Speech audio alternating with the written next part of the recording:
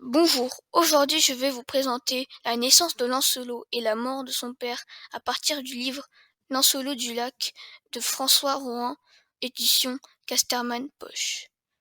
L'histoire se passe dans le royaume de Bande-Bénoïc. Ce royaume est sur une partie de la petite Bretagne dirigée par le roi Borde-Bénoïc qui avait un frère. C'était le roi Bordegan. Ce roi Borde-Bénoïc avait une femme, Hélène, qui avait donné naissance à un garçon nommé Lancelot. Le royaume de Bénoïc craignait toujours d'être conquis par leur voisin Claude de la terre déserte. Ce dernier prit par force et par ruse une partie du royaume. Voyant la situation, le roi Borde-Bénoïc décida de demander de l'aide auprès du roi Arthur. Quelques jours plus tard, il se mit en route vers le royaume d'Arthur. Après une longue route, il s'arrêta dans un bois pour voir son royaume de loin. Quand il vit le royaume flambé et détruit, il mourut sur place, les yeux coulants de sang.